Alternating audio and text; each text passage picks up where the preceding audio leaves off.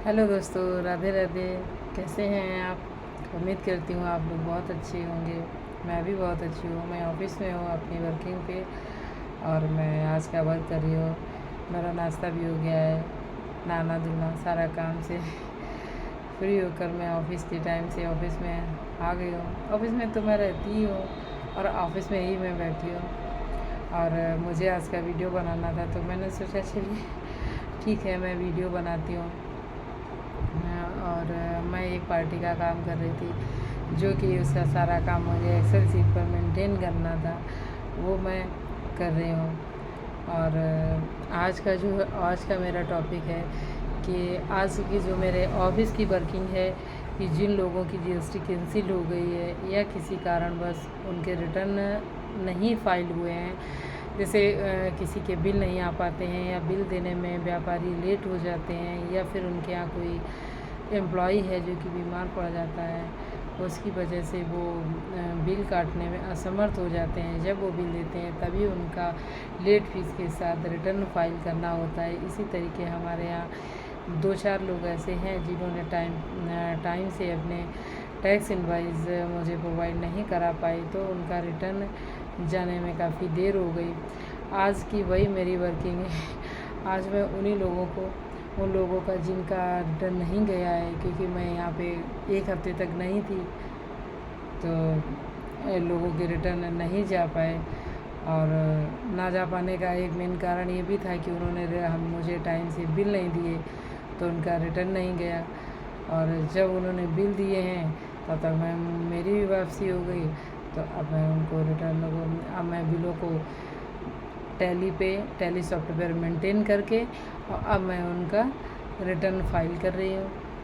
और इसी तरीके से मैं उनकी लेट फीस जो कि पर डे बढ़ रही है, तो उसको भी मैं रिड्यूस करूँगी कि आज ही मैं उनका कर दूँगी, तो आज से उनकी लेट फीस जो है वो ख़त्म हो जाएगी।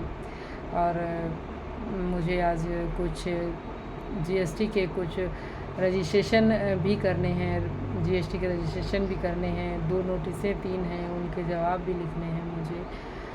और नोटिस के बाद नोटिस हो गया, और आईटीआर्स भी हैं। आज 1-2 आईटीआर का मास्टर बनाना है। देखती हूँ कि पोर्टल पे उनकी क्या प्रोसेसिंग चल रही है, क्योंकि जो टीडीएस वाले हैं उनके लिए तो उनका तो नेक्स्ट मंथ ही आईटीआर जाएगा, क्योंकि 31 दिसंबर को जो कंपनियां टीडीएस काटती हैं वो अपना रिटर्न 31 मई को फाइल करेंगे। इसकी वजह से वो टीडीएस जिनका कटा है उनके आईएएस या फिर 26 एएस में अपडेट नहीं होगा। इस वजह से जब तक कि कंपनियां अपना रिटर्न फाइल नहीं कर देंगी, वो अपना रिटर्न 31 मई के बाद 31 मई को फाइल करेंगी, तो वो अपडेट होगा, तो 15 जून तक उन लोगों के रिटर्न जाने स्टार्ट हो पाएंगे।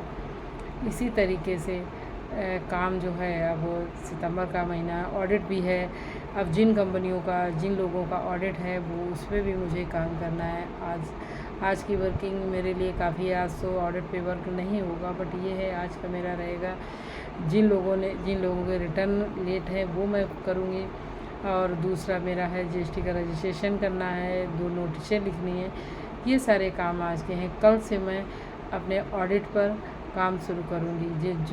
जिन कंपनियों की, जिन पार्टियों के ऑडिट होने हैं उन पर मैं वर्क करना है, और उनका ऑडिट करना है। एक्चुअली उनको चेक करना है कि उन्होंने क्या किया है, क्या नहीं किया, वो सारा मेंटेन कराना है उनका, क्योंकि वो टाइमली मुझे इनकम टैक्स रिटर्न भी फाइल करना है। लेकिन ऑडिट वालों के आईटीआर की कोई चिंता नहीं होती है, क्योंकि वो अक्टूबर तक फाइल होते हैं। 30 सितंबर ऑडिट की डेट होती है, और 31 अक्टूबर आईटीआर की डेट होती है। अब इस बार देखते हैं कि उनकी क्या गाइडलाइन आएगी, आगे का क्या वो अपना प्रोसीजर बताएंगे। इसी तरीके से और मेरा जो रूटीन है, इतना तो ये मेरी वर्किंग में हो गया। मेरा रूटीन है, मैंने अपना नाश्ता भी कर लिया है, चाय नाश्ता भी हो गया, और खाना भी मेरा है 1 बजे आएगा, तब मैं खाऊंगी। और बस अपने इसी छोटे से ऑफिस में रहती हूँ, यहीं से वर्किंग करती हूँ, और यहीं से आप लोगों के लिए मैं वीडियो बना रही हूँ। अब जैसे ही मैं ITR ऑडिट का वर्क शुरू करूँगी और इन लोगों के जैसे भी वर्किंग होगी और नोटिस का जवाब मैं क्लियर करूँगी, क्योंकि ऑनलाइन भी जवाब देने रहते हैं, कुछ ऑफलाइन भी होते हैं, तो वो भी मैं आपके साथ एक्सपीरियंस शेयर करूँगी। और इसी तरीके से हमारा आपका जर्नी जो है आगे चलता रहेगा। नमस्ते, राधे राधे, बाय।